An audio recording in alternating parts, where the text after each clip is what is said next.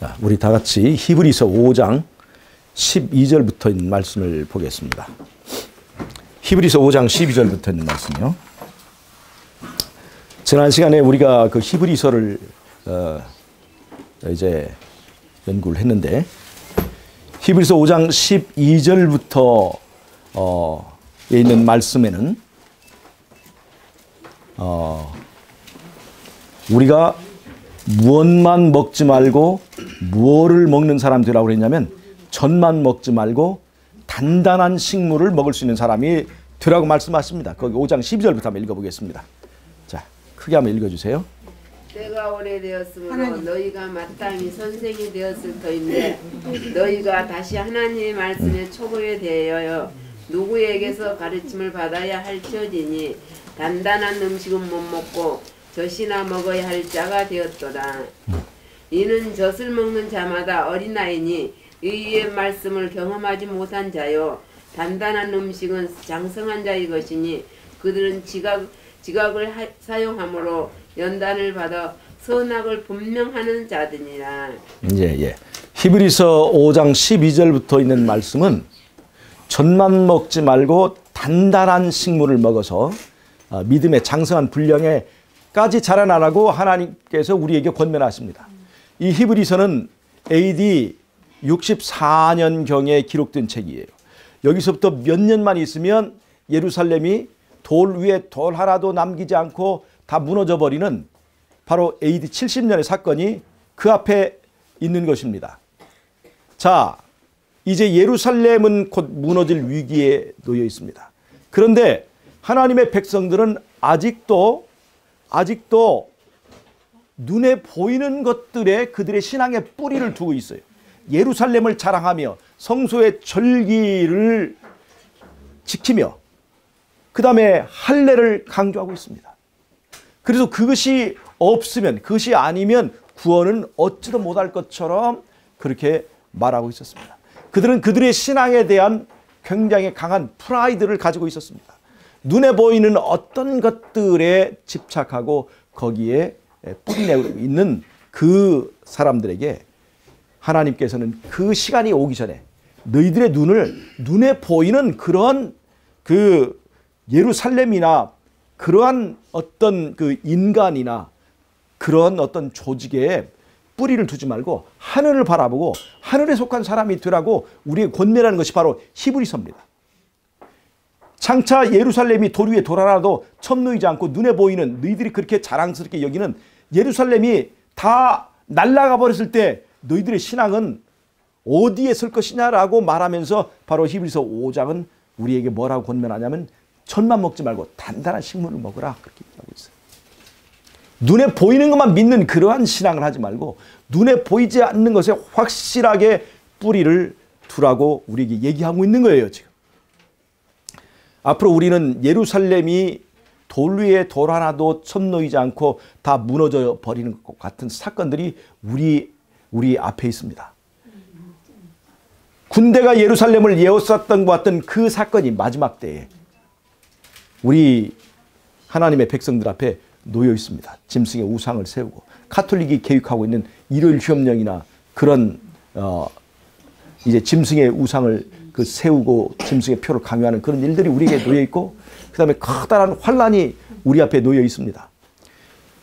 그래서 그때를 그럼에도 불구하고 그렇게 커다란 환란이, 욥과 같은 시련이 우리에게 닥쳐왔을 때 그럼에도 불구하고 넘어지지 않고 그럼에도 불구하고 이기는 성도들이 되기 위해서 히브리서가 말하는 바는 하늘에 속하라 이 말입니다.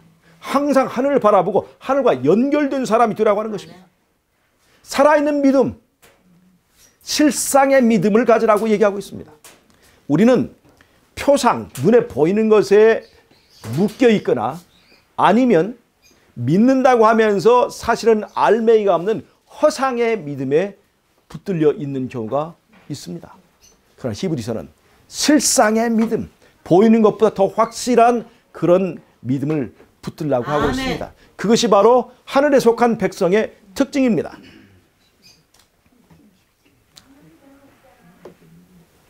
히브리서는 그러면서 그러한 시련과 환란이 올 때 우리를 세워주는 것은 항상 젖만 먹던 사람들, 그러니까 다른 사람이 씹어서 주는 것들, 그 다음에 엄마가 주는 젖, 그리고 엄마가 사라져버리면 젖만 먹던 사람 애들은 단단한 식물을 먹지 못해서 이제 그래서 굶어 죽거나 영양실조를 걸리는 거예요.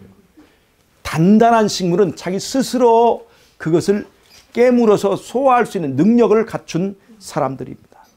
그런 사람들이 시련이 올 때 쓰러지지 않고 승리하게 되는 거예요. 그래서 바로 이어서 히브리서 6장 1절부터 무슨 얘기를 하냐면 도의 초보에 대해서 얘기를 하면서 침례, 그 다음에 회개, 중생, 안수에 관한 터를 더 이상 닦지 말고 더 높은 곳, 더 온전한 곳으로 나아가라 하는 얘기입니다. 즉 성경에는 우리에게 젖이 되는 부드러운 식물도 있지만은 단단한 식물도 있는데 그 단단한 식물을 잘 먹고 이해하고 그것을 이제 흡수하고 섭취한 사람들이 마지막 때는 살아남을 수 있다는 것입니다.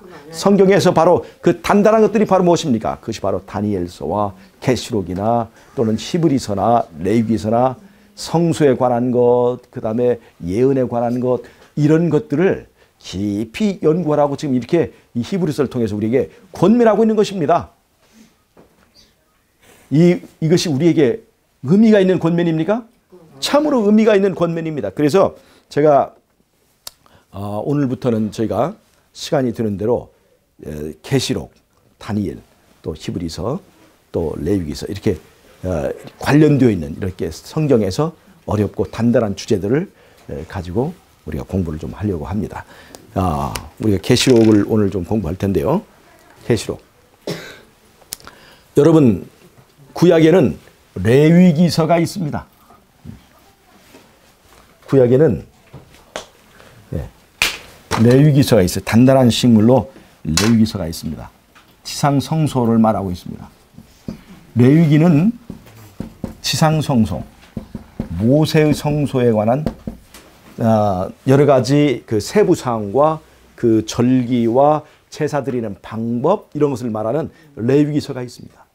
그러나 히브리서는 신약의 히브리서는 이 레위기서에서 말하고 있는 이 표상적인 성소의 실체가 되는 하늘 성소에 대해서 얘기하고 있습니다. 우리는 하늘 성소를 무엇을 통해서 이해하느냐? 지상 성소의 여러 가지 제도를 통해서 이해하게 되어 있습니다. 그래서 하늘 성소를 연구하려면 예전에 그림자 성소를 연구하고 이해해야 돼요. 그 다음에 우리가 오늘 공부하게 되는 요한계시록은 다니엘서와 하나의 연결된 책인데 이 다니엘과 계시록은 하늘 성소에서 이루어지는 하늘 성소의 히브리서 말한 하늘 성소에서 사역하시는 그리스도의 사역에 대해서 얘기합니다. 하늘 성소에서의 사역을 보여줘요. 그리고 하늘 성소에서 이루어지는 그 그리스도의 사역과 연결되어서 이 땅에 이루어지는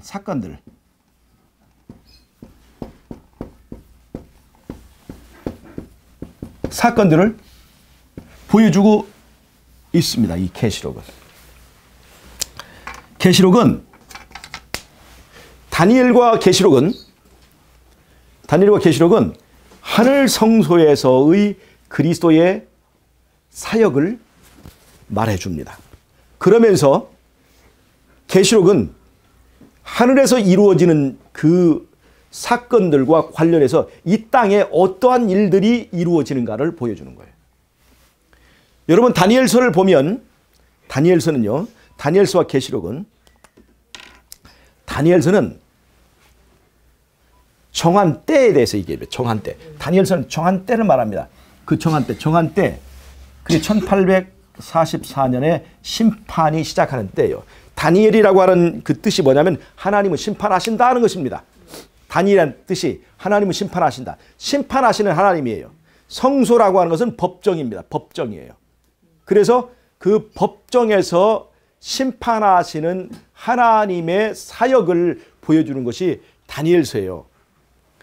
그런데 이 사역은 왜 필요한가 하면 하늘에서의 전쟁이 뭐에 대한 전쟁이었죠? 율법에 관한 전쟁이었습니다.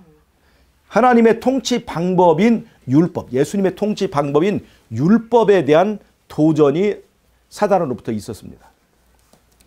하나님의 율법이 불완전하다. 율법은 우리를 노예로 삼는다. 하나님의 율법은 지킬 수 없다. 이런 것들이 사단이 우리에게 제기한 그 하늘에서 제기한 율법에 대한 제기였어요. 그래서 그 율법으로 통치하시는 예수님은 통치자가 정당한 통치자가 아니고 독재자고. 그래서 예수님의 정부, 하나님의 정부는 뒤엎어져야 된다. 개혁돼야 된다. 아니 혁명이 일어나서 저 독재자를 몰아내야 된다라고 하는 것이 사단의 도전이었어요. 그래서 예수님은 자신의 그 정부, 즉 천국이 그리스도의 통치가 정당하다는 것을 입증해야 될 책임이 있었습니다. 사단을 왜 죽일 수 없었느냐? 바로 죽일 수 없었느냐? 바로 힘으로 죽여버리면 누구의 말이 옳은 거예요? 봐라! 사단이 그렇게 말했던 힘으로 독재하는 예수님이 원래 성깔 나왔다! 그렇게 해버리면 사단은 없애버렸지만 사단 하나가 없어지면 또 다른 도전자, 많은 사단의 말에 공감하는 수많은 사단들이 나오게 되어 있었습니다. 그래서 그런 하나님의 정부의 불평을 가지고 도전하는 마음을 가지고 있으면 그 하늘이 천국이 아니라 지옥이 될 것이기 때문에 예수님은 사단을 하늘에서 쫓아내시긴 하셨지만 그를 죽이지 않으셨습니다. 그 사단의 주장이 잘못된 것을 입증할 때까지, 그래서 하나님의 품성이 옹호되고 하나님의 정부의 통치가 정당하다는 것이 입증될 때까지 그 사단을 죽이지 않고 놔두신 거예요. 자, 그래서 결국에는 사실은 인간의 창조는 바로 하늘의 전쟁, 사단이 내쫓긴 다음에 그 다음에 인간의 창조가 있었어요. 하늘에서 1차 전쟁이 마무리됐을 때 천사들을 3분의 1을 이끌고 사단이 쫓겨났잖아요. 그리고 나서 인간의 창조가 있었습니다. 여러분, 인간의 창조는 그 전부터 계획된 것이었습니다. 하늘에 이러한 하나님의 품성에 대하여, 하나님의 통치에 대하여 사람들이 회의를 갖게 되고 의혹을 갖게 되고 그에 대해서 불평을 갖게 될 때 하나님의 진짜 품성을 한번 드러내고 하나님이 말씀으로 하나님의 말씀의 능력이 무엇인가를 보여주기 위하여 원래부터 계획된 것이었어요. 그 계획을 바로 실행하는 것이 바로 인간의 창조입니다. 뭘 하려고요? 그 창조의 과정을 통해서 하나님의 말씀의 능력을 입증하고, 그래서 하나님께서 창조하실 때 뭘로 창조하셔요? 말씀으로 창조하시잖아요. 어떤 시점에 시작해요? 땅이 혼돈하고 공허하고 흑암이 깊음 위에 있는 거기서 시작하는 거예요. 바로 이 상태가 무엇을 말하냐면 바로 하늘의 상태를 말하는 거예요. 지금 하늘 전쟁으로 인해서 하늘이 어수선하고 혼돈하고 또 공허하고 그 다음에 깊은 흑암 가운데 있는 그 하늘 전쟁 그 상태를 보여주고 있는 거예요. 그래서 거기서부터 하나님께서 뭐를 하시냐면 말씀으로 창조를 하셔요. 왜 6일이라고 하는 단번에 하나님께서 다 창조할 수 있는 하나님께서 왜 6일이라고 하는 기간이 걸려야만 했을까? 그 6일은 바로 하늘에 아직도 하나님의 품성에 대한 온전한 이해를 하지 못하고 있는 그 하늘 거민들, 하늘 천사들을 위해서 하나님의 품성을 관찰할 수 있는 그 기간을 주신 거예요. 그 6일은 하나님에게 창조를 위해서 필요한 시간이 아니라 바로 천사들에게 그것을 공부할 수 있는 시간을 두기 위하여 하나님께서 6일이라고 하는 시간을 주신 것입니다. 그러니까 하늘에 하루라고 하는 단위가 있었을까요? 없었을까요? 하늘에 하루라는 단위가 있었을까요? 없었을까요? 하늘에 하루라는 단위가 있어요. 자, 이 첫 번째 날, 창조의 첫 번째 날, 그때는 태양이 생겼어요? 안 생겼어요? 없었어요. 지구가 있었어요? 없었어요? 없었어요. 하루라고 하는 단위를, 인간의 단위가 측정 시작하려면 태양이 있고 지구가 있어야 되는데 그 지구에 이것들이 완전히 되질 않았어요. 그런데 하루라고 하는 개념이 있었던 것은 이미 하늘에 그 하루라고 하는 개념이 있었기 때문에 그 개념에 의한 하루라고 보시면 되는 거예요. 그래서 계시록 그 21장에 보면 천사가 장대를 가지고 되는데 그걸 뭐라고 그러냐면 사람의 측량, 천사의 측량. 그렇게 얘기를 한 거예요. 그래서 이 6일이라고 하는 이 단위는 넷째 날 되기 전부터 첫날부터 시작이 됐어요. 태양도 없었는데 또 지구가 완성도 안 되는데 어떻게 하루라고 개념이 있을 수 있을까? 그 하루라고 하는 개념, 시간은 먼저 있었다는 것입니다. 그러면 시간이 먼저 있었던 것입니까? 시계가 먼저 있는 것입니까? 시간이 있고 그 시간에 맞춰 시계가 세팅된 거예요. 그래서 우리가 이런 원리들을 이 하늘에서 일어난 큰 싸움, 대쟁투를 배경으로 하지 않으면 이해할 수가 없습니다. 이 6일이라고 하는 개념이 누구를 위한 거예요? 인간은 있었어요, 없었어요? 인간은 없었어요. 이것은 인간 이전의 존재들을 위한 교육기관이었다는 것입니다. 그래서 흑암 가운데서 캄캄한 가운데서 하나님이 빛이 있으라 말씀하셔요. 그 말씀이 말로 끝나느냐 아니면 말씀은 바로 빛이 되느냐. 말씀이 빛이 되는 그 현장을 누가 보는 거예요? 천사들이 보는 거예요.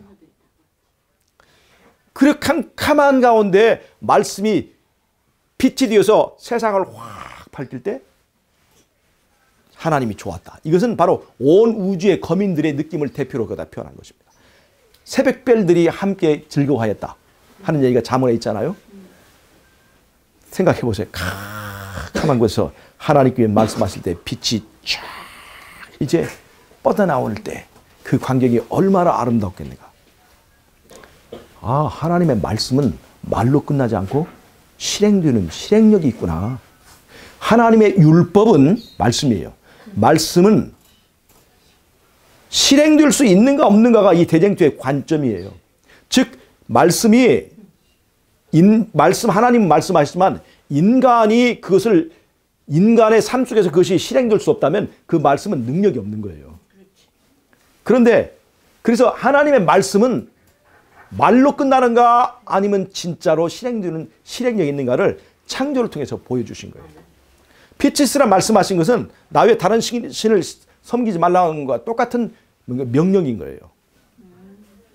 빛에게는 일방적으로 하시지만 다만 사람에게 하신 그 말씀은 사람의 순종이라고 하는 이 동의를 전제로 하는 것이지만 다 똑같이 말씀이 육신이 되는 그 원리를 말하는 것입니다. 말씀에 대한 도전이 있었기 때문에 하나님께서 말씀을 하신 거예요. 그래서 말씀을 할 때마다 하나님의 말씀이 천국을 만들어가는 그 과정을 보여준 겁니다. 어둠 가운데 혼돈하고 공허한 가운데서 말씀이 아름다운 세상을 만들어가는 거예요. 말씀이 더해질 때마다 아름다워지는가 아니면 추해지는가.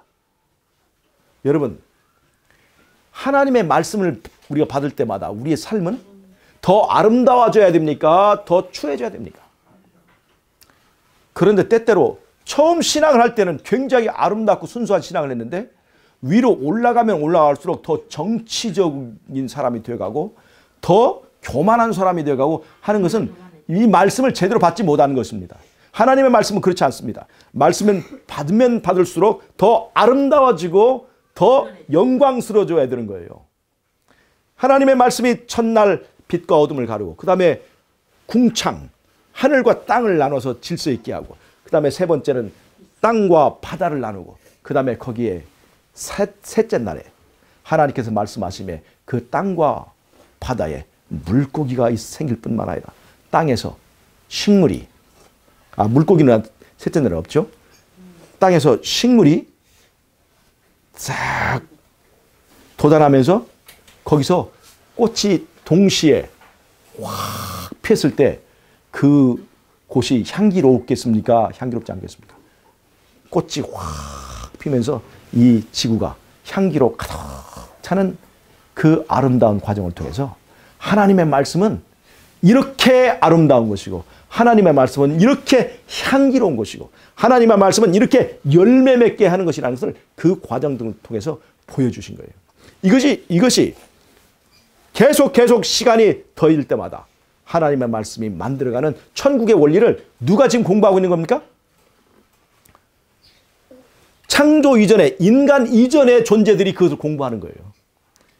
즉 인간이 창조되기까지는 그 시간 개념은 인간 이전의 존재들의 시간 개념으로 이어지는 거예요.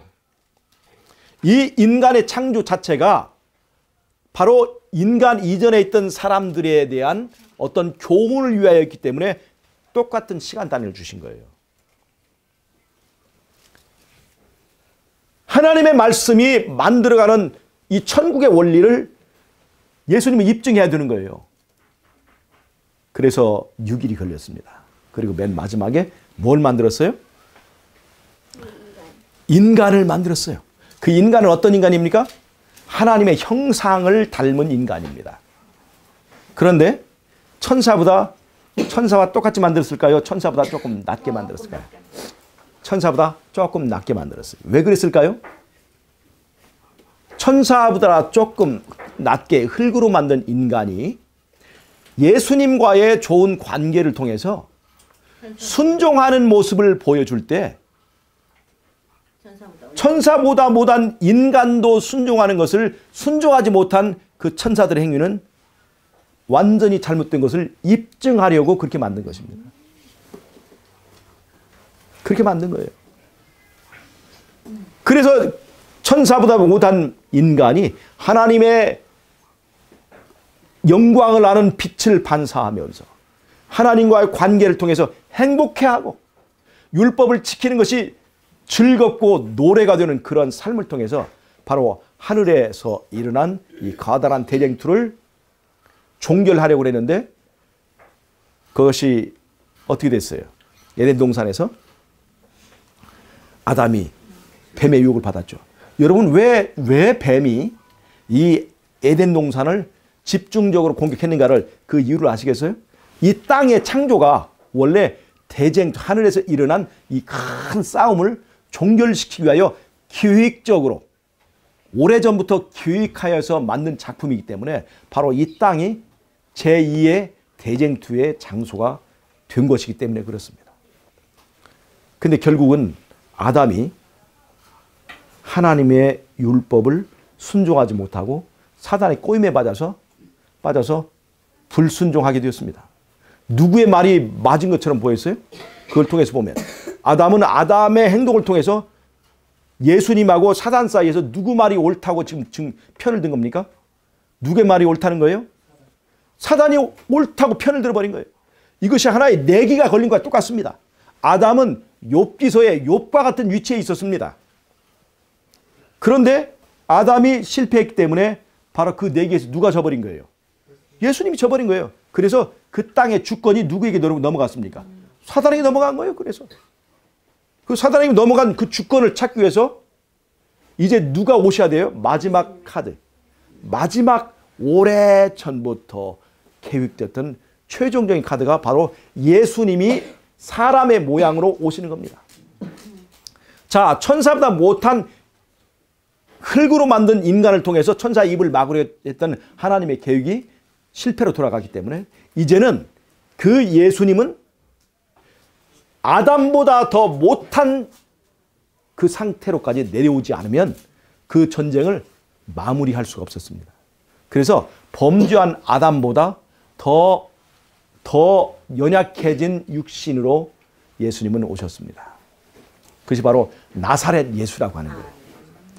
그 나사렛에는 의인이 나올 수 없다고 이미 소문난 동네에 뭔 선한 것이 이미 4,000년 동안 인간의 육신이 연약해진 그 상태에서 예수님께서 오셔서 예수님은 어떻게 됐어요? 예수님은 아담과 다르게 승리하셨습니다. 승리하셨어요. 그리고 십자가에 죽기까지 말씀에 순종하셨습니다. 그래서 예수님의 삶을 통해서 운명이 결정되는데 예수님의 삶과 죽음을 통해서 누구의 운명이? 예수님의 운명과 사단의 운명이 어디에서 확정됐어요? 십자가에서 결정됐습니다. 사단의 말이 거짓말인 것이 십자가에서 입증이 된 거예요. 하나님의 십자가는 인간을 구원할 뿐만 아니라 하나님의 정부를, 하나님의 통치를, 정당성을 입증함으로 하나님의 나라를 구한 것입니다. 그것이 바로 십자가의 의미예요. 그래서 이제 그 십자가의 공로를 근거로 해서 이제는 자, 십자가에서 하나님의 율법이 옹호됐어요, 안 됐어요? 십자가에서 예수님께서 율법을 구했습니까, 안 구했습니까? 율법을 구하셨죠. 예수님이 그러한 삶을 통해 사셔서 승리하셨기 때문에 하나님 율법에 순종할 수 있고 하나님 율법은 예수님 안에 있는 천국을 이룰 수 있다는 것을 입증하셨기 때문에 먼저 하나님의 율법이 십자가에서 곧게 선 것이에요. 인간을 구원할 때 법을 무시하고 인간을 구원한 게 아니라 법이 요구하는 그 죄의 값을 다 치르고 인간을 구원함으로 하나님의 율법의 권위가 살게 된 것이에요. 예수님께서 만약 이렇게 하지 않았다면 하나님의 율법의 권위가 살지 못해요. 근데 예수님께서 율법도 살리고 인간도 살리는 이 일을 위해서 예수님이 죽으셨어요. 여러분 잘 보세요. 그 다음에 하는 일이 뭐냐? 자, 먼저 예수님이 하신 일은 십자가에서 죄의 값을 법이 요구하는데 죄의 값을 치르시고 법을 세우신 겁니다. 그리고 이제 우리를 그냥 구원하시는 것이 아니라 법대로 구원하시는 절차를 밟는 것이 바로 이 성소라고 하는 거예요. 법대로 구원하시는 거예요. 법대로. 왜 법대로 구원해야 되는 거예요? 우리의 구원이 영원한 율법에 의해서 보호되고 합법적인 구원을 이루므로 우리가 하늘에 갔을 때 떳떳하게 만들기 위해서 이 법적인 절차를 진행하는 것입니다. 자, 여러분, 우리는 합법적인 구원을 얻는 것입니까? 불법적인 구원을 얻는 것입니까? 예수님 우리를 사랑하셔요? 안 사랑하셔요? 사랑하시기 때문에 예수님이 그냥 우리를 법을 무시하고 구원하면 아, 예수님은 저 인간들만 사랑하고 편애를 하시는구나. 사단은 왜 이렇게 미워했을까? 아, 사단은 원래 눈밖에 난 놈이라 원래 죽이려고 그랬는데 잡아서 죽였구나. 이렇게 되면 하나님의 정말 무너져요. 그래서 예수님이 우리를 너무나 사랑하시기 때문에 예수님이 그냥 여기서 한치라도 조금이라도 우리를 봐줘서 구원하면 말이죠. 우리는 하늘에 가서 천덕꾸러기 됩니다. 천사들이 저 자식들은 저기 죄지었는데 와서 이 낙하산들이야. 하늘에 가서 낙하산들이야. 천사들에게 인정받지 못해요. 예.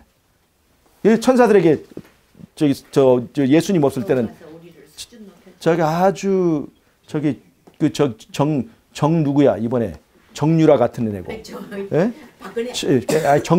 특혜 받은 정유라 있잖아. 저 아주 저기 부모 돈 많다고 이렇게 대우받지 않도록 예수님은요 우리를 합법적으로 구원하려고 하셨어요. 정당한 절차에 의해서. 그래야 우리가 천국에서 어깨 펴고 살고 영원토록 그 율법이 우리의 구원을 보장해 줄 수 있기 때문에 그렇습니다.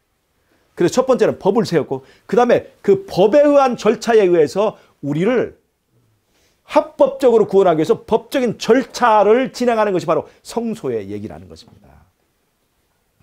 그래서 다니엘서와 계시록은 그 법적 절차를 얘기해주고 있는 거예요.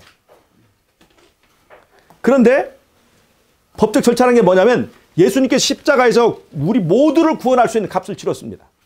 우리 모두는 구원받지 못할 사람을 포함한 것입니까? 구원받은 사람만을 위해서 값을 치른 겁니까? 포함했어요. 모든 사람을 위하여 값을 치렀습니다. 구원을 받든지 안 받든지 일단 예수님은 값을 다 치렀어요. 그것이 예수님의 사랑이에요. 자기를 찌는 사람을 위하여서까지도 그분은 값을 치르셨다는 거예요. 그래서 의인이든지 악인이든지 한 번씩은 다 부활을 하게 되어 있습니다. 값을 치렀기 때문에. 그런데 예수님은 우리의 신앙의 선택권을 주셨잖아요. 그래서 내가 예수님을 개인의 구주로 기꺼이 영접하는 사람에게는 예수님이 주신 그 구원이 우리에게 바로 천국에 살 권리가 돼서 우리는 영원히 살게 되는 것이지만 내가 아무리 예수님 우리를 부활시켜줘도 우리가 예수님을 왕으로 인정할 수 없다. 예수님을 왕으로 인정하기를 거절한 사람들은 그들의 선택에 의하여 부활되었지만 다시 그들이 원하는 대로 이제 소멸되는 것입니다. 예수님의 통치를 부정한 사람들, 예수님이 왕 되는 것을 부정하는 사람들은 바로 그 나라에서 쉴 수 있도록 쉬게 해주는 거예요. 그것이 바로 둘째 사망을 통해서 그들을 잠재워 주는 것입니다. 영원히 제거해 주는 거예요. 그것이 바로 그들이 안식을 얻는 방법이기 때문에 그렇습니다. 예수님을 왕으로 모셨을 때 안식하는 사람과 예수님이 왕일 때는 투쟁이 있는 사람들이 있어요. 그래서 예수님이 왕이면 쉼 있는 사람들은 예수님이 왕인 나라에서 사는 거고, 예수님이 왕인 되는 것이 부담스럽고 투쟁이 되고 괴로운 사람들은 둘째 사망에서 완전히 그들을 소멸시켜 줘서 쉬게 만들어 주는 거예요. 자, 그래서 모든 사람을 위해서 값을 치렀죠. 근데 모든 사람의 구원을 받아요, 아니에요? 모든 사람의 구원을 받는 것이 아닙니다. 누구에게 선택을 주셨어요? 바로 우리에게 선택권을 주신 거예요. 그러면 100명이, 인간이 전부 다 100명이라면 100명을 위하여 값을 치렀는데 그 중에서 몇 명에게 이 예수님의 십자가의 공로가 적용되는가에 대해서 심사하고 그것을 선고하는 선고 일자가 있는 거예요. 그것이 바로 대속죄율이에요. 구약 성수에서의 대속죄율이 바로 그런 거예요. 그리스도의 십자가의 공로가 적용되어서 누구에게 부활을 선고할 것인지, 누구에게 구원을 베풀 것인지, 왜 그들은 합당하게 그리스도의 십자가가 적용될 수 있는 것인지, 예수님과 그들의 관계가 입증되고 그것을 법적으로 심사해서 모든 사람을 위하여, 하나님이 이미 알고 있지만 하나님을 위한 심판이 아니에요. 모든 우주 거민들에게 이 사람은 정말 정당하고 당당하게 모든 법적인 요건을 채워서 이 사람은 구원받을 자격이 있다는 것을 선포하는 그것이 바로 이제 구약의 그 절기 속에서 대속죄율입니다. 우리가 다니엘서 8장 14절에 말하는 1844년 2300 주야의 예언이 이루어지는 것이에요. 바로 이제 그래서 다니엘서는 이 1844년이라고 하는 이 정한 때가 이 다니엘서에는 등장하게 되는 거예요. 그러니까 이 정한 때가 중요해요, 안 중요해요? 중요하죠. 구원 얻을 이 성도들에게는 이 정한 때가 바로 법적으로 당당한 자격을 얻는 때입니다. 그래서 다니엘서의 1844년에 이라고 하는 이 정한 때가 그래서 중요한 거예요. 다니엘서는 1844년 그 이전의 사건들을 주로 다룹니다. 다니엘서는요, 1844년 이후의 사건은 간략하게 표현했어요. 1844년 이전의 사건은 자세하게 표현했습니다. 그런데 계시록은 다니엘서에 이어지는 책입니다.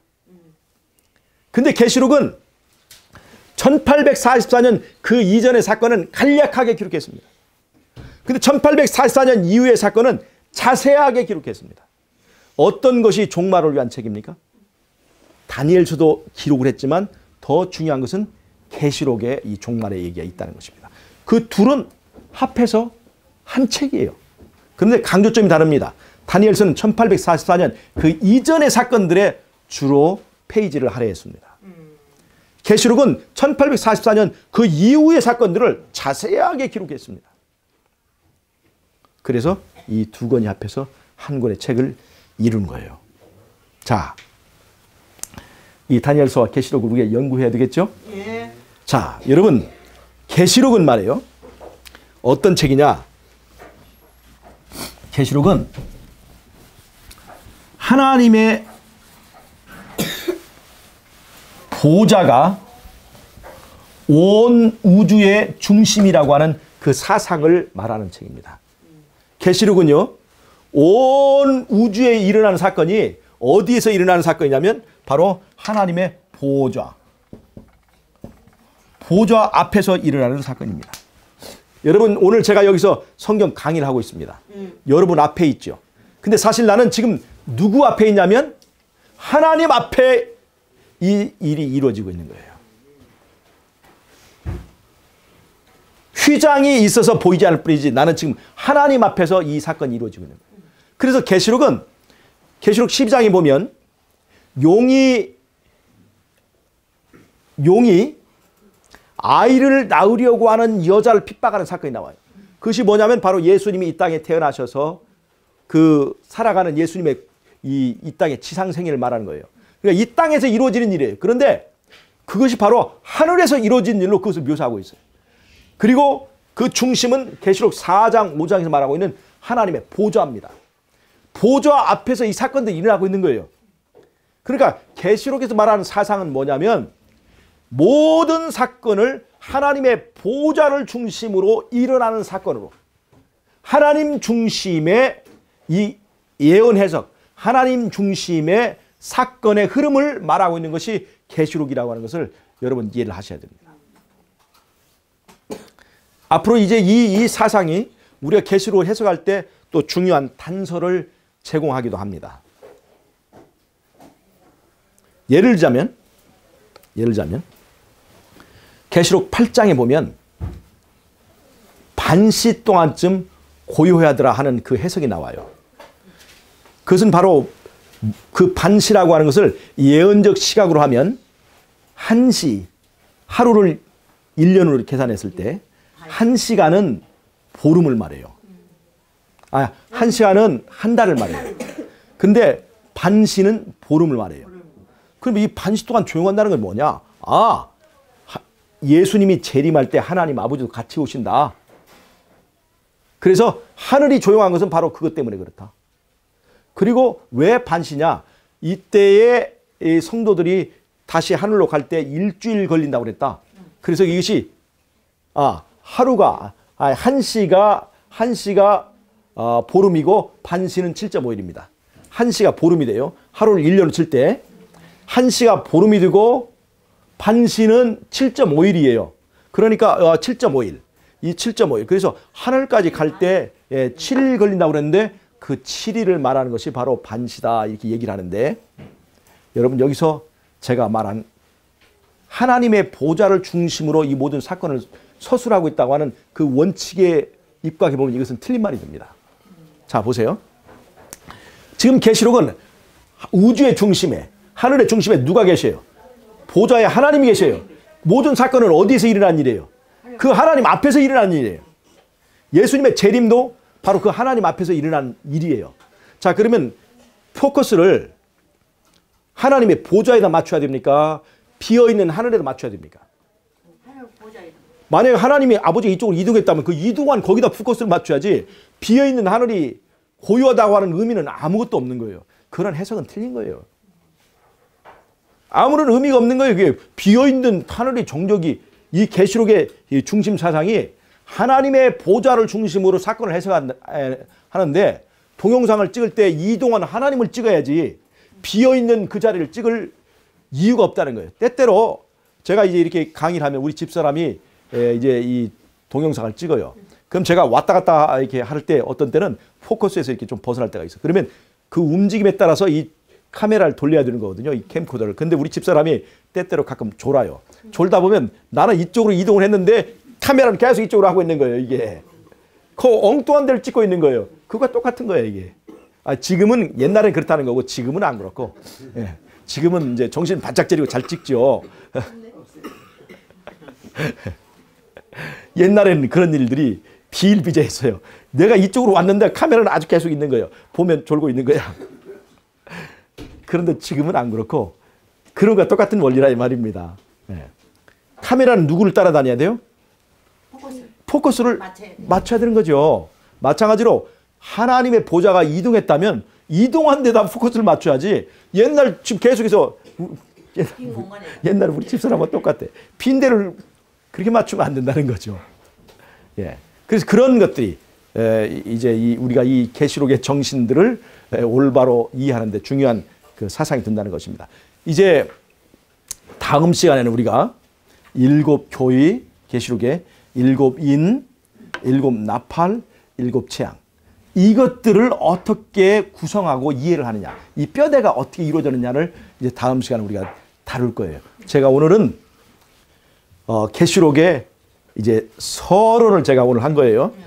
계시록은 다니엘과 계시록은 그 안에 성소의 사상이 들어가 있어요.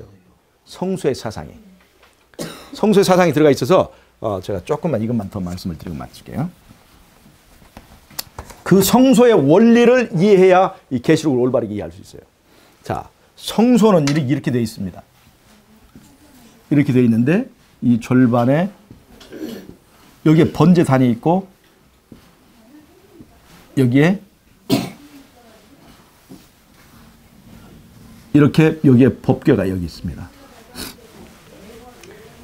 뜰과 이 성소로 되어 있습니다. 이 뜰에는 정사각형의 번제단이 있어요. 그 다음에 여기에 제물이 놓이죠. 제물이 누구예요? 바로 예수님이잖아요. 그러면 이 제물은 살과 피와 그 다음에 이 불태울 때 빛이 나오고 그 다음에 향기가 나와요. 이 제물의 4가지 요소예요. 제단에다가 제물을 태울 때 바로 살과 피와 그 다음에 빛과 향기라고 하는 4가지 요소가 있어요. 이 제단은 바로 정사각형의 율법을 말합니다. 율법의 요구를 채우기 위하여 위에 제물이 놓여지는데 제물은 살과 피와 빛과 향기 4가지 요소에 있어요. 그런데 이 뜰에서의 사건은 바로 이 땅에서 사건입니다. 이 번제단 사건은 십자가를 말하잖아요. 이 땅에서 이루어진 거예요. 그런데 이 땅에서 이루어졌는데 그 다음 단계는 바로 어디냐면 바로 거기서 구원이 완성된 것이 아니라 바로 이 법적인 단계가 필요한 거예요. 그것이 바로 성소의 과정이에요. 성소의 과정. 잘 보세요. 여기에 정사각형인 제단이 있는 것처럼 이 지성소가 정사각형되어 있습니다. 그 다음에 여기 제물이 살과 피와 빛과 향기 되는 것처럼 여기 이 성소칸을 보면 살이 떡이 되어 있고 떡상, 그 다음에 피는 여기 분향단의 뿔에 발라져 있고 그 다음에 빛은 촛대가 되어 있습니다. 그 다음에 향기는 분향단의 향으로 들어와 있습니다. 즉 이 정사각형인 율법의 요구에 제물이 되는 것처럼 지성소는 바로 율법을 말하는 거예요. 그리고 여기에 성소칸에 있는 떡상, 그 다음에 촛대, 분향단은 그리스도의 제물로서의 그 공로를 분해해 놓은 것이에요. 즉 십자가에 죽으신 예수 그리스도의 공로를 바로 하늘 성소에서 이렇게 나열해 놓고 이 공로를 근거로 예수 믿는 사람들을 의롭다고 선언하고 또 이들에게 부활을 선언해 달라고 그리고 이들에게 구원을 선언해 달라고 예수님께서 재판을 청구하는 거예요. 그러면 청구된 대로 재판이 열리는 날이 언제냐면 바로 1844년 대속주일입니다. 대속주일이 되면 드디어 예수님이 청구한 재판에 의해서 예수님이 이미 값을 치른 그 공로가 누구에게 적용되는가에 대한 심사가 이루어지는 거예요. 그리고 그 선언이 이루어지는 것이 바로 이 성소의 구조입니다. 뜰에서 있는 이 제단과 제물의 구조가 성소의 지성소와 성소로 똑같이 되어 있는 것을 우리가 알 수 있어요.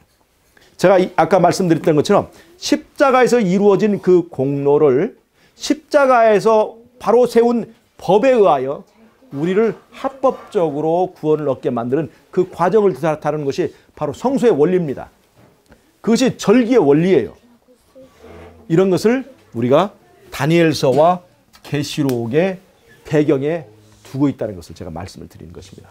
다음 시간에는 계시록의 7 교회, 7인, 7 나팔, 7 재앙 이것들의 그 구조를 우리가 이제 이해하는 시간으로 다음 시간에 다루도록 하겠습니다. 오늘까지는 제가 계시록의 서론에 대해서 말씀을 드렸습니다. 오늘 앞으로 틈나는 대로 제가 이렇게 계시록과 다니엘서를 공부하도록 하겠습니다.